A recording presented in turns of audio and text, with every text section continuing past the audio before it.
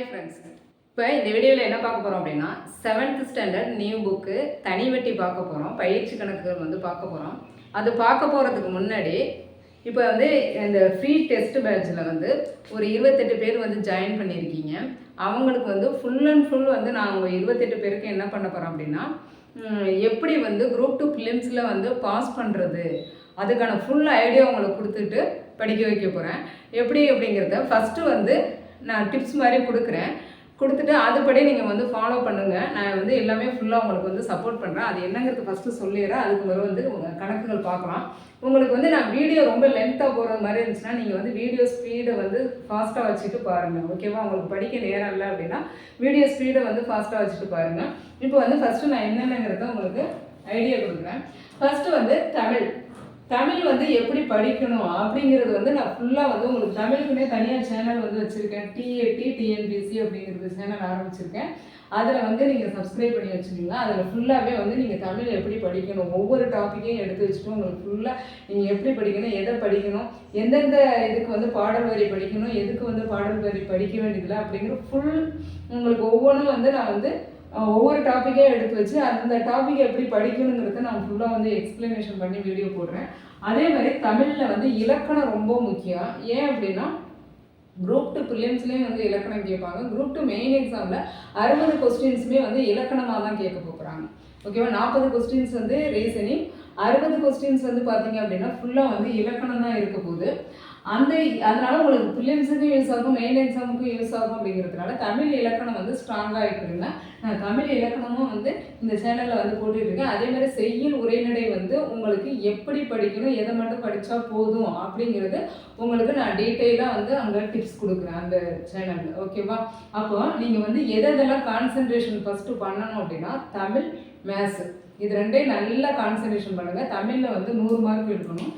இங்கே ஒரு 100 மார்க்கு, மேத்ஸில் 25 எடுக்கிற அளவுக்கு நீங்கள் வந்து ஃபுல்லாக வந்து உங்களை வந்து ட்ரெயின் அப் பண்ணிக்கிட்டீங்க அப்படின்னா அதுக்கு பிறகு ஜிகே என்ன பண்ணலாங்கிறத சொல்கிறேன். அடுத்தது இது வந்து நான் தமிழில் எப்படியெல்லாம் படித்தா நீங்கள் 100 மார்க்கு எடுக்கலாம் அப்படிங்கிறது நான் இதில் வந்து ஃபுல் டிப்ஸ் கொடுக்குறேன். சேனல் நேம் வந்து டிஏடி டிஎன்பிஎஸ்சி. ஓகே. அடுத்து வந்து கணிதம் என்ன பண்ணணும் அப்படின்னா கணிதத்தை பொறுத்த வரைக்கும் நான் நேற்றுக்கே எதெல்லாம் பார்க்கணுங்கிறத சொல்லிட்டேன். School book, previous year question, RS அகர்வாலில் வந்து குறிப்பிட்ட கொஸ்டின்ஸ்னு சொல்லிட்டேன். அது நான் ஃபுல்லாக வந்து உங்களுக்கு கொடுக்குறேன், சப்போர்ட் பண்ணுறேன். அதில் மெயினாக வந்து டைம் மேனேஜ்மெண்ட்டு ரொம்ப ரொம்ப அவசியம். எதுக்கு அப்படின்னா மேத்ஸுக்கு டைம் மேனேஜ்மெண்ட் கொண்டு வரணும் அப்படின்னா அதுக்கு அதிகம் வந்து ப்ராக்டிஸ் தேவை.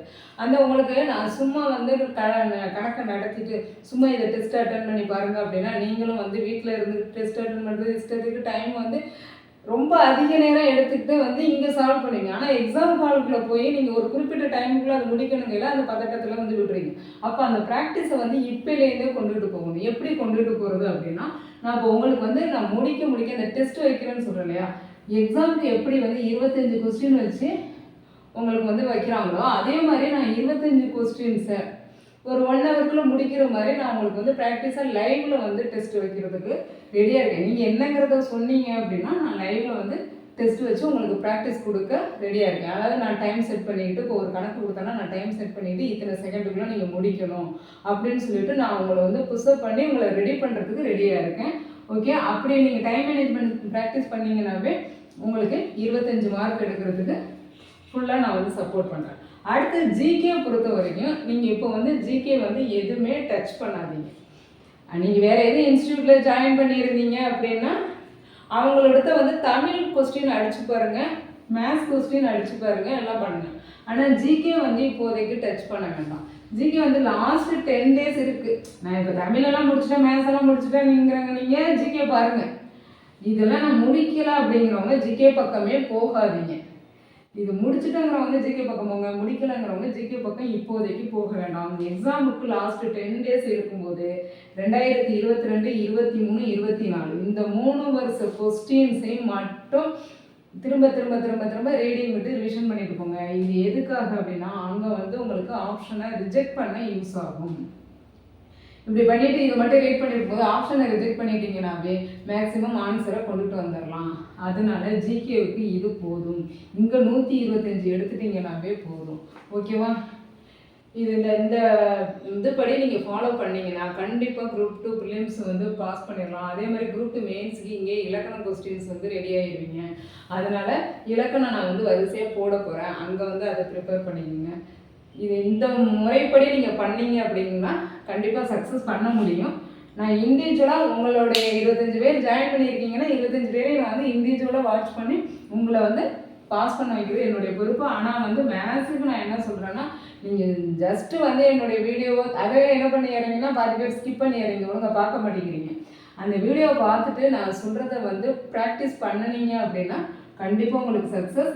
அதே மாதிரி நான் வந்து உங்களை டைம் மேனேஜ்மெண்ட் கொடுத்து இந்த டைமுக்குள்ளே முடிங்க அப்படின்னு வந்து உங்களை வந்து ப்ராக்டிஸ் பண்ண வைக்கிற என்னுடைய பொறுப்பு. அதுக்கு நீங்கள் வந்து லைவ் டெஸ்ட்டு வந்தால் தான் அதை நான் பண்ண முடியும்.